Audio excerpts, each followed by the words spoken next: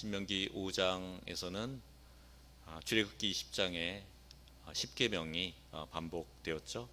지난 시간에 반복의 힘에 대해서 이야기했습니다.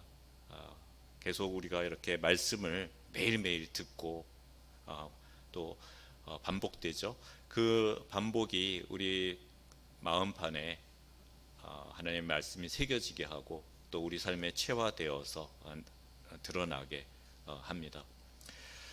출애굽기 20장과 신명기 5장의 10계명의 몇 가지 다른 부분을 이야기를 했었죠. 한번 다시 정리를 해볼까요? 4개의 구절이 추가되고 또 한 구절이 단어 순이 바뀌었다 그랬습니다. 제일 마지막 10번째 계명에서는 내 이웃의 아내를 탐내지 말라 이렇게 시작을 하죠. 출애굽기 20장에서는 내 이웃의 집을 탐내지 말라. 그러니까 아내를 먼저 이야기를 하고 있죠. 여성의 가치가 주택의 가치보다 앞서는 것을 볼 수가 있습니다. 또 5계명, 5번째 계명에서는 부모님을 공경하는 것이 하나님의 명령이라는 것을 새삼 강조하고 있습니다. 그래서 그 말씀을 따르면 장수할 뿐 아니라 복을 누린다라고 명령하고 있고요. 제일 큰 차이는 4계명에 있죠. 4계명에서는 가족이나 머무는 객이나 남녀 종들도 너같이 안식하게 하라. 그리고 또 출애굽기에서는 하나님께서 창조하신 것을 기억하라. 안식일을 통해서 이렇게 명령하셨는데 신명기에서는 애굽 종되었던 너희를 구원하신 하나님을 기억하라. 여기에 초점을 맞추고 있죠.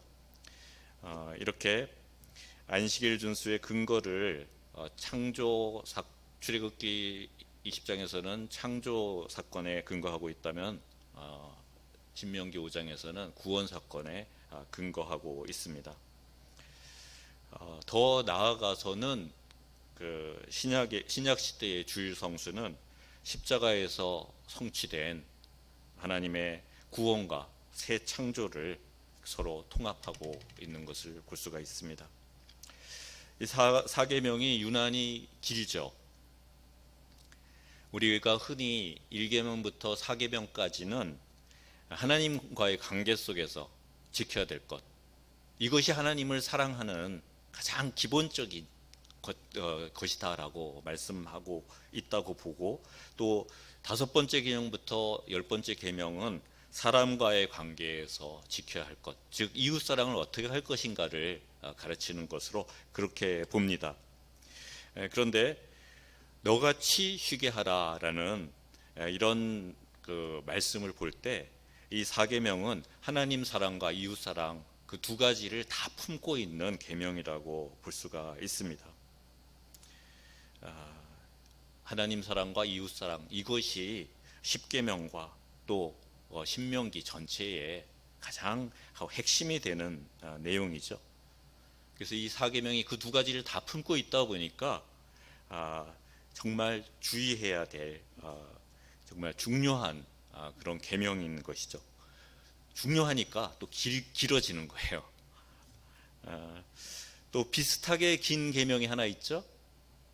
4계명만큼이나 길게 그 이야기하고 있는 것 무엇입니까? 2번째 계명이죠. 2번째 계명 정말 주의해야 될 계명입니다. 우상을 만들거나 우상을 숭배하지 말라. 이것은 이스라엘이 가장 주의해야 될 계명이라고 할 수 있습니다.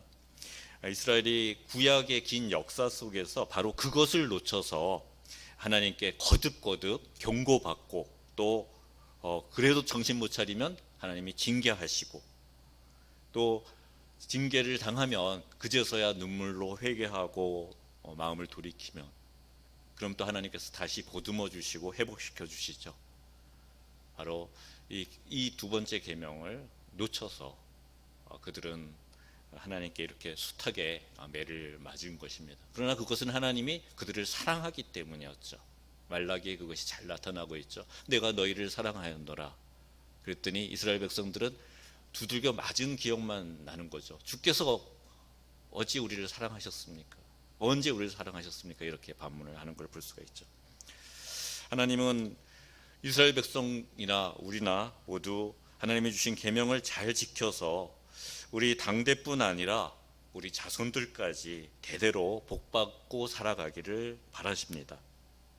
그래서 29절에 보면 다만 그들이 항상 이 같은 마음을 품어서 나를 경외하며 내 모든 명령을 지켜서 그들과 그 자손이 영원히 복받기를 원하노라 라고 말씀하고 있습니다. 27절을 보면 백성들의 대표가 모세에게 나와서 밝힌 그 하나님 말씀에 대한 다짐을 하죠. 그것을 하나님께서는 귀하게 여기십니다. 그리고 그 다짐을 계속 유지하면서 계명을 잘 지키면 자자손손 영원히 복받고 살 것이다. 내가 그것을 바라노라 라고 말씀하고 있습니다. 그것이 바로 하나님의 본심이죠. 십계명이나 다른 모든 계명은 하나님이 우리 모두가 잘 되기를 바라고 잘 되라고 주신 것입니다. 우리도 법 가운데 이 사회, 이 국가의 우리나라의 법 가운데 살아가고 있죠. 한 나라의 법도 국민을 통제하고 억압하기 위해서 만든 것이 아니라 질서 가운데서 서로 평화롭게 국민들이 행복을 누리면서 살아가도록 하기 위해서 제정된 것입니다. 십계명은 더 말할 나위가 없죠. 당대뿐 아니라 후손들까지 자자손손 하나님의 복과 은혜를 누리도록 하시기 위해서 하나님께서 모세를 통해 주신 것입니다. 하나님의 말씀과 계명을 모세가 잘 듣고 백성에게 전달합니다. 그러나 그것보다 더 중요한 것은 결국 이스라엘이 그 계명을 받은 이스라엘이 하나님의 율법을 실제 삶에서 행하는 것이죠. 29절 이하의 내용들이 다 이 같은 내용들입니다. 29절에 그들에게 이것을 행하게 하라 라고 말씀하고 있습니다. 믿음은 행하는 것으로 드러납니다. 돌판에 새겨서 모세를 통해서 이스라엘에게 전달된 그 계명은 계속해서 그 백성들에게 반복해서 가르쳐야 되고 또 백성들로 하여금 그것을 행하도록 해야 되는 것입니다. 바로 그것이 모세의 사명이었습니다. 31절을 보면 너는 여기 내 곁에 서 있으라. 내가 모든 명령과 규례와 법도를 내게 이르리니 너는 그것을 그들에게 가르쳐서 내가 그들에게 기업으로 주는 땅에서 그들에게 이것을 행하게 하라. 하나님 곁에 서서 하나님이 주시는 계명을 잘 듣고 그것을 백성에게 전달하고 또 가르치라는 것이죠. 그리고 백성으로 하여금 그 계명과 법도를 실제 행하도록 하는 것, 그것이 바로 모세의 사명이었습니다. 굳이 모세가 이럴 필요까지 있을까요? 모세는 지금 자신의 죽음을 앞두고 있는 상황이잖아요. 그리고 가나안 땅까지 못 들어가죠. 그런데 그들에게 온 힘을 다해서 마지막으로 하나님의 율례를 선포하고 가르치고 있는 것입니다. 그것이 바로 모세에게 주신 하나님의 본연의 사명이기 때문입니다. 이스라엘이 가나안에 들어가서 하나님이 주신 이 율법대로 살게 하는 것, 그것을 가르치는 것, 그것이 모세의 역할의 가장 중요한 부분이었기 때문입니다. 이렇게 모세는 죽음을 앞둔 마지막 순간까지 자신의 사명에 최선을 다했습니다. 이 시대 하나님께서 말씀의 종으로 불러주신 목회자들의 사명도 마찬가지라고 생각합니다. 하나님의 말씀을 전하고 그 말씀대로 성도가 살게 하는 것, 그것이 목회자를 세운 하나님의 뜻이죠. 바로 목회자가 해야 될 역할입니다. 목회자는 최선을 다해서 주님의 말씀을 선포하고 가르치고 성도는 그 말씀을 듣고 아멘 하면서 삶의 현장에서 구체적으로 실천해 갈 때 서로가 복된 삶을 누리게 되는 것이죠. 목회자도 자신의 사명에 소홀하면, 그리고 성도들도 그 말씀에 순종하고 그 말씀을 삶 속에서 실천하지 않으면 모두가 망하는 길입니다.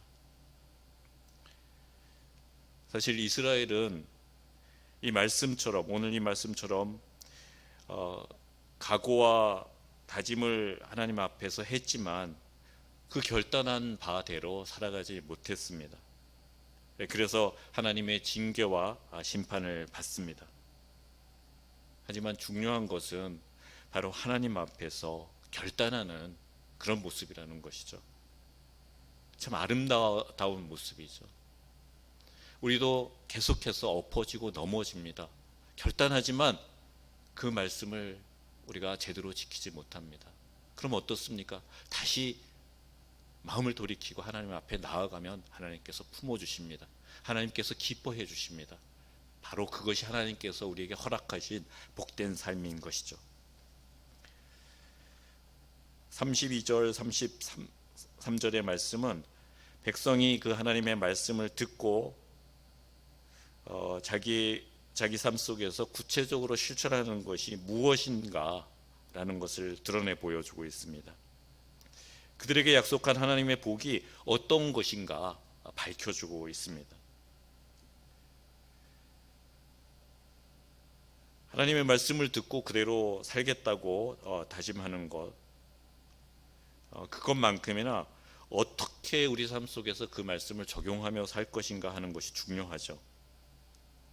또 하나님이 당대뿐만 아니라 후손들에게까지 복을 누리며 살겠다고 하시는데, 그것이 구체적으로 무엇인지 그 말씀을 계속해서 이어서 하고 있습니다.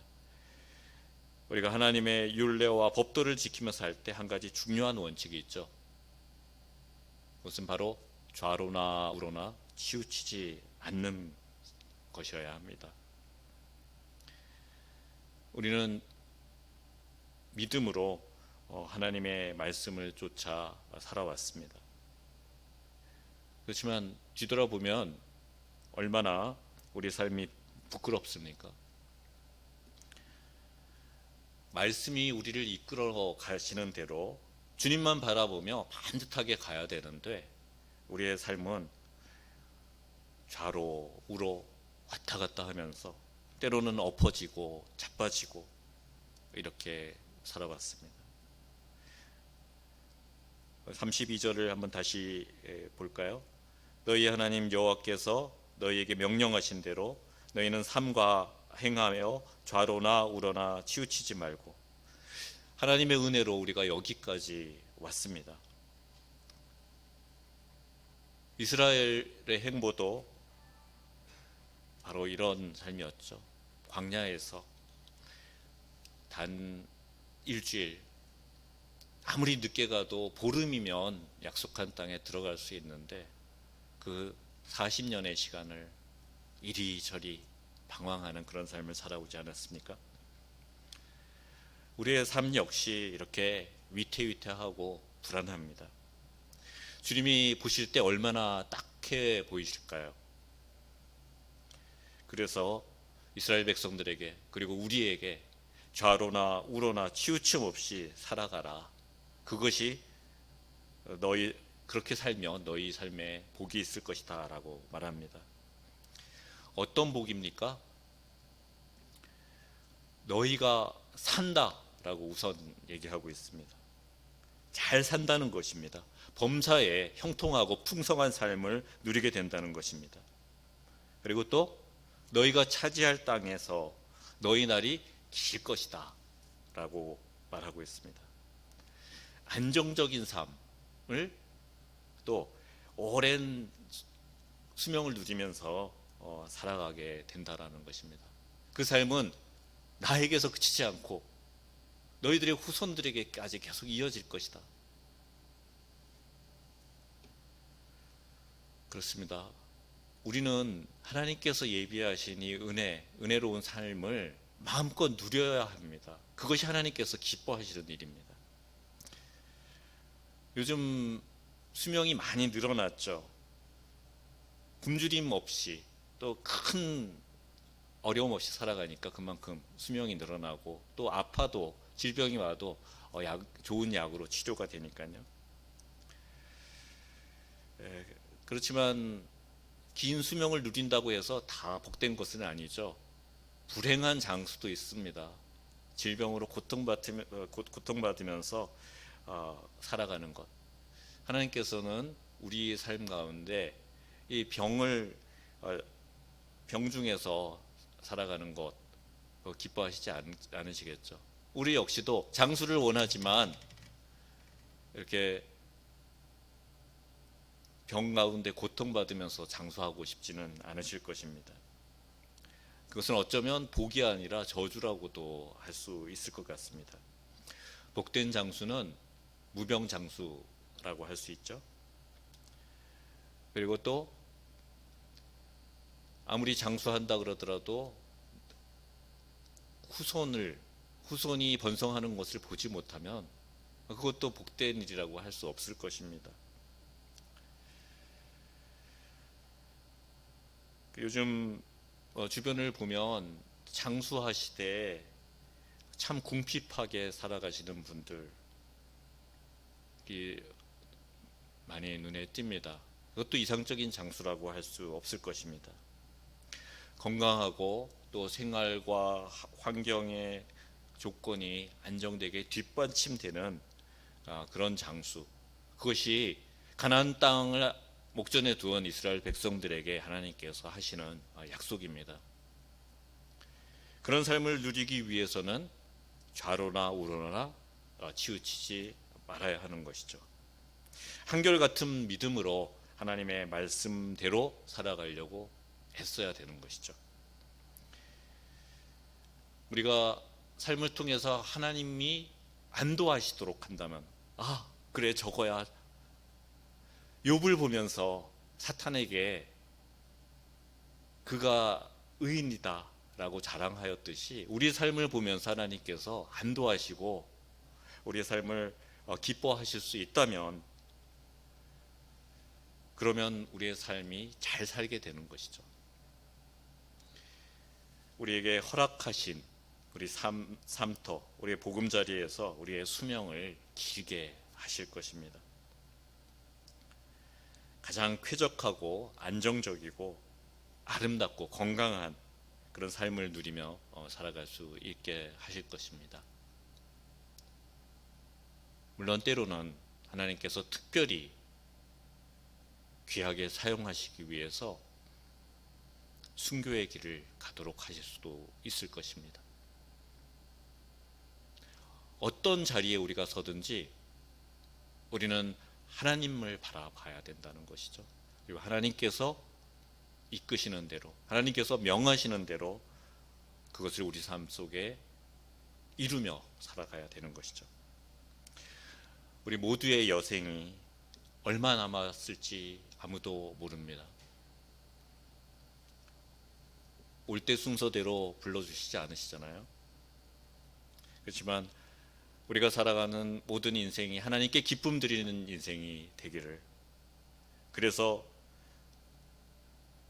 더없이 풍성하고 안정되고 아름다운 복을 누리는 그런 여생을 모두가 누리시기를 바랍니다.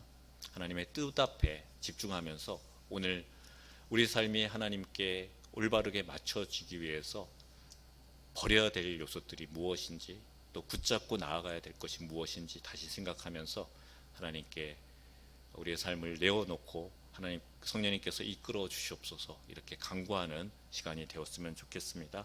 기도하겠습니다.